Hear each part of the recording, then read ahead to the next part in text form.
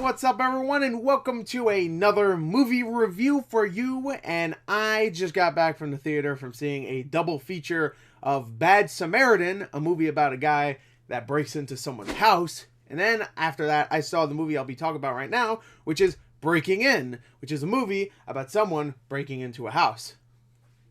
I mean, technically Bad Samaritan is not just about that. This movie is pretty much exactly just that. But Bad Samaritan, if you see Bad Samaritan, which I don't think anybody will, I don't think anybody even heard of it, definitely not. It's definitely not just that. But this movie, Breaking In, which doesn't even really come out until tomorrow. So I don't know why it was at my theater on Wednesday. I have no clue. It doesn't officially come out until really Friday, but it has like early screenings on Thursday. But I saw it on Wednesday. For people that are confused, if they're watching this tomorrow or whatever, I watched this on Wednesday. Don't know why, it was just there. I used my Movie Pass. Movie Pass was showing it as a thing I could buy a ticket for. So I went. I saw it. I don't know. I guess it's not supposed to come out on Wednesday. It's supposed to come out tomorrow and officially on Friday. It was out, so I saw it. And it's a movie about a mother and her two children, kind of not fending off criminals that are trying to break into her house. It's more that the criminals break into her house, take the children as hostage, and she has to break into the house. So there's like a little twist here. She has to break into the house to make sure her kids are okay and to stop the criminals. So it's a very simple premise, but it's a different style of home invasion movie. This time, the main character, the hero, if you will, has to break into the house. Now that sounds interesting enough, and I actually really do like Gabrielle Union, so I was interested in the premise just because, you know, it's generic, but it's a little twist. So it reminded me kind of You're Next, if you ever watch You're Next, where the movie seems like it's just a typical horror movie, but then they flip it around and it straight up turns into an action movie halfway through. But that movie was really great. I loved it. This movie was not. All right, Breaking In, if you were excited for this movie, which I'm sure there's a lot of people that were, because every time I saw the trailer, everybody's like, ooh, that looks good, I can't wait to see that. I'm going to tell you right here, this movie is generic, so freaking generic. You have that whole thing about the mother has to break into the house. That doesn't really even matter. Like, I thought it would be the whole thing of her trying to get into the house. It really isn't. After that happens, about 20 minutes into the movie where she gets locked out of the house and her kids are in the house, she has to get in. Like there's a little bit of like her like screwing around with people, breaking the lights and stuff and trying to get in. But for the most part, it really isn't. Like, she's in the house most of the time. Sorry if this is a spoiler. I mean, it shows in the trailer, so it really isn't. But I'm not gonna spoil what happens at the end, of course. But it's just a really generic movie. How it where it goes and stuff, you know exactly where it's gonna go.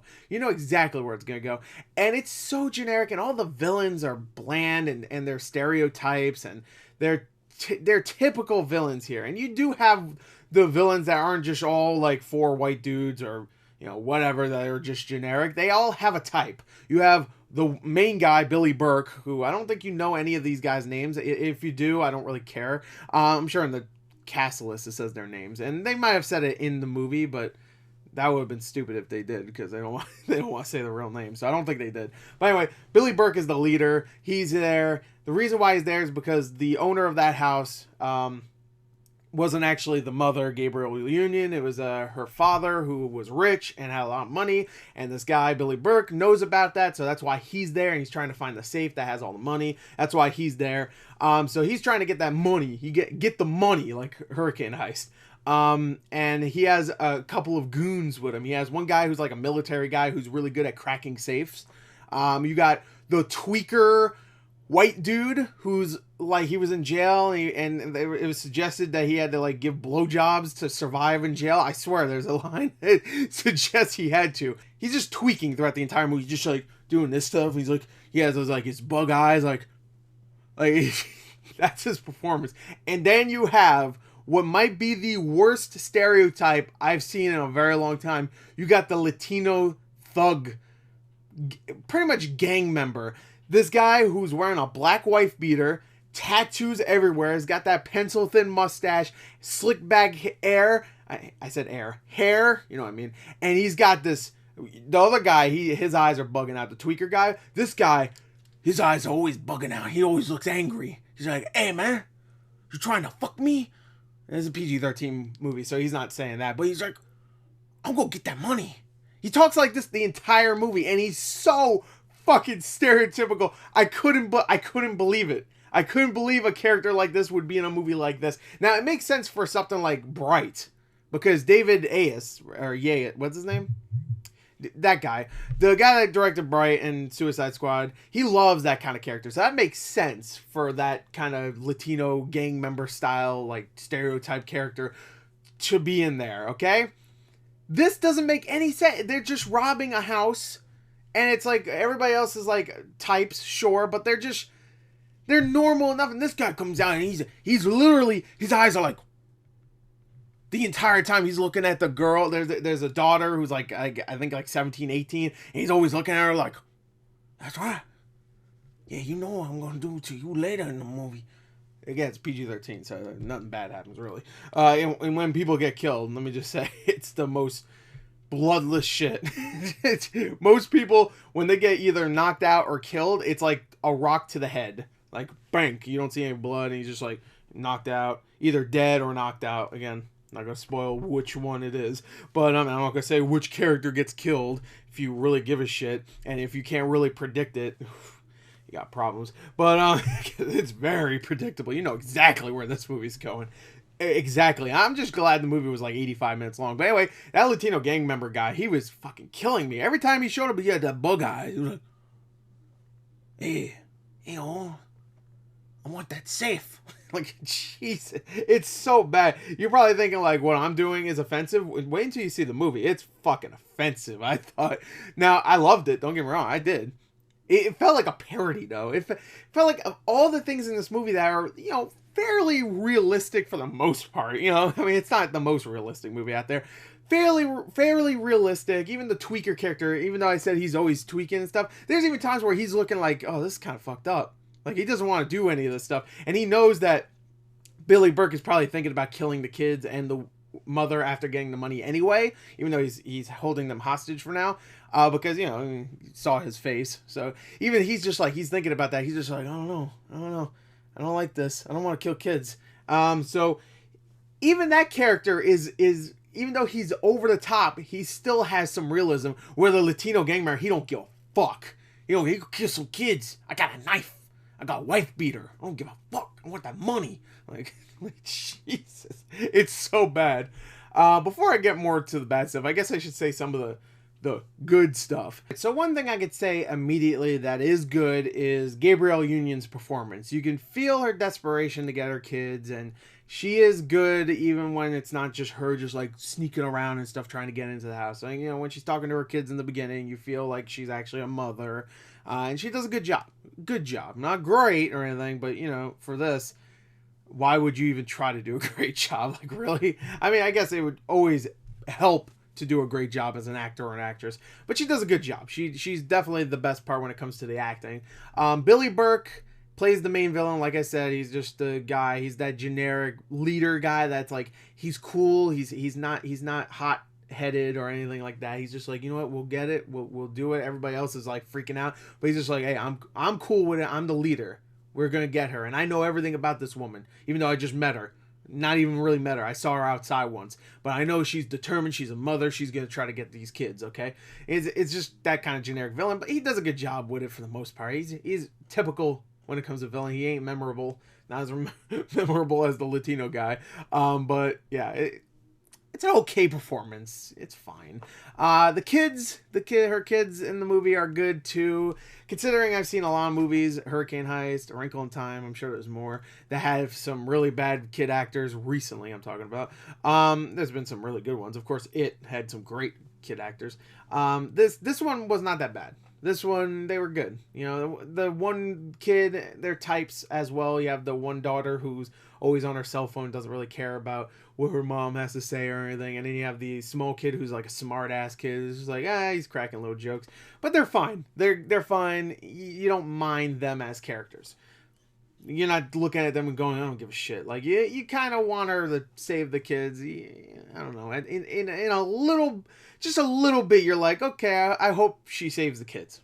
Yeah, that's me. Most people, this is gonna be a crowd pleasing movie for sure, because there's a lot of crowd pleasing moments where she like gets the upper hand or she sneaks away real quick, just in time or something. Where I could tell a giant audience is gonna love this. Me, I only had like 5 or 6 people in there, so maybe that lessened my experience with this movie. But it is fairly generic. There's nothing really crazy about this. If you're expecting like, I don't know, like No Good Deed, where it gets insane and stuff, or even like a Tyler Perry movie. I think some people were expecting that. I'm not really sure. I wasn't. I wasn't expecting that. But I think some people were expecting that. I have a feeling, just from the trailer, the way it was shown, it looked like it was catering to that kind of audience. But, and I'm not saying just black people, because there's a lot of white people that love Tyler Perry movies. Just people that like Tyler Perry. So this movie is definitely not like that. It's a fairly generic thriller for the most part, but it's not terrible. That's a positive, right? It's not a bad one. It's like a Redbox one. If you want to see a decent Redbox thriller about a mother that has to protect her kids, that it might be the best one in the Redbox at the time of this coming out on Redbox. I don't know. I can confidently say it'll be in the top 3 of that kind of genre in the Redbox when this comes out on Redbox. I could confidently say that. Hopefully there's not 3 other movies that are way better than this that come out like in the next week or so, that come out at the same time in Redbox as this does, because I don't like being wrong. I don't like being wrong. I'm gonna get that safe. I'm gonna get that money. It's just fun. I hate it. I mean, I love it, actually. I do love that character. That's the only thing that's probably insane about this movie, by the way, is just that one character. Everything else is just whatever. Even the tweaker character is just like, he does this a little bit. And in one part, he gets upset and he yells. But besides that, whatever. What else? I didn't mention this, but I should talk about it. There's a lot of foreshadowing and exposition. Like, there's characters that only talk to the mother at the beginning, just to drop exposition. Like, there's one character that shows up later in the movie, that's a real estate agent that's going to sell the house that she's in right now, the father's house. But her character's just there to talk about like, hey, it's whatever. Yeah. It's just little exposition drops, or dumps, I should say, here and there. Like, even the kids in the beginning are like saying, why do we have to go here? I thought you hated your father. Like, it's just little things that are so obvious. And there's a lot of foreshadowing too. There's a part where the kid finds a giant like computer system inside the mansion house, and he's just like, whoa, this place is like a fortress. Like, you press this button and it shuts down all the things and stuff, and you can't get in or whatever. He might as well have looked at the camera and said, you can't get in. And there's even a point where he looks at the camera or not even the camera, like the phone that controls all this stuff, and he says, wow, Mom, this is so simple. You can turn everything on. Even you can do it, Mom. You could do it. You could turn on all this stuff. And you never guess where that's gonna go. Oh, is she gonna use all this stuff to her advantage later on in the movie? No, they just said it for, why not? But anyway, even like times where the camera lingers on stuff, like lingers on a phone. She puts her phone down and the camera lingers on it. Like, you don't understand that, oh, she just put the phone down, and there's gonna be a minute where the guy that she's running from or whatever is gonna grab the phone. Now she can't make phone calls or something. Like, I don't know. It's just little things like that. There's a lot of things that like feel like they're just holding your hand. Like, oh, you probably don't understand what's going on. So here you go. Here's a nice long camera shot of this phone on the ground, just in case you don't understand that the phone's on the ground and it's not in her hand right now. So, all right.